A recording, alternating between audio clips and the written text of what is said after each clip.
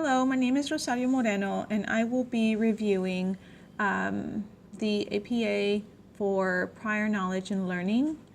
I chose this week to review because I feel like it's something that they're all important, but I feel like this one has big implications for teachers and school psychologists work in supporting teachers on a daily basis. So the three principles that I'm going to go over are Principle 1, students' beliefs and perceptions about intelligence and their ability affect their cognitive and functioning and learning.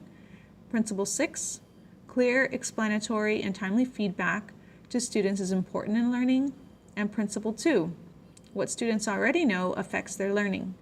So the first one that I chose was Principle 1, which was the beliefs and perceptions about intelligence and how that affects a student's ability to learn in class.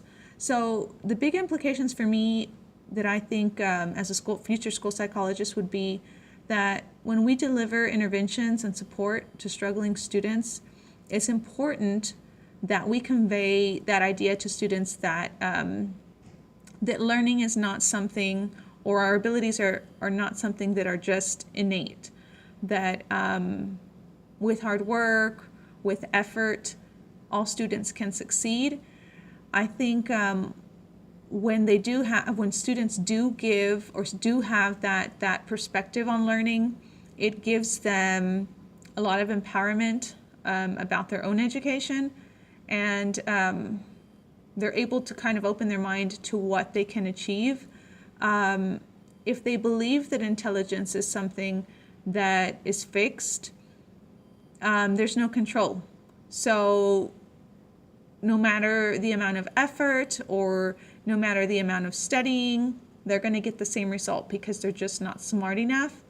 So that's why it's so important for educators and any of the stakeholders that are involved in students' education to really foster this idea that that our brains are malleable, that that we can learn anything if we just take the time and practice and put that effort.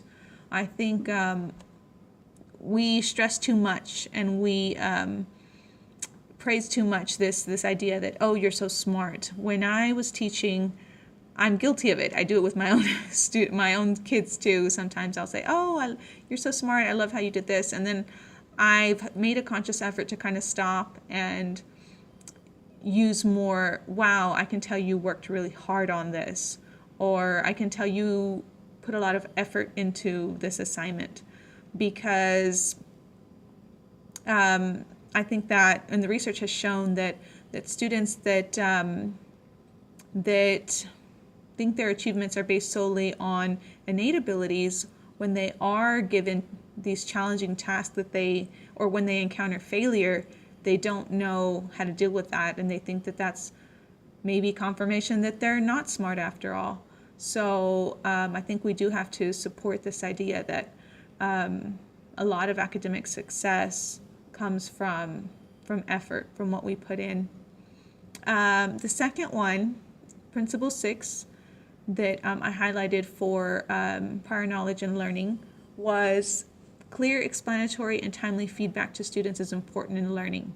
Now, this one has huge implications for teachers in the way that we're all guilty of it, of saying, good job. You did a good job on that, or gold star, or smiley face. And it doesn't really give students any information on what specifically they were doing right and how specifically they can improve. So that feedback, I mean, you might as well not give any feedback. So what I found as a teacher is that when I gave very specific and concrete feedback, my students were more prepared on how to improve their learning, how to improve their work. So what I wrote on the review that I turned in was, when school psychologists use feedback that targets measurable and observable behaviors, the ambiguity a student has about their progress and effort is eliminated. So, if someone gets a C minus, and I say, you could have done better. That doesn't tell them how to proceed. So if I do it in terms of measurable and observable behaviors, so if I were to put on there as feedback or tell them as feedback, you need to put more detail in your sentences, or you need to add at least 2 supporting sentences for your paragraph to be complete. That lets my students know exactly what to do to bring up that grade, and there's no confusion. It almost gives them those next mini goals that they need to do, and they know now exactly how to achieve those goals. So to have that complete paragraph, if I add 2 more supporting sentences with detail, then I will get the grade that I need. So this clear feedback, we should be doing it all the time and for every assignment, even things that are done well, because we can help students that are doing well but need that extra challenge to go further.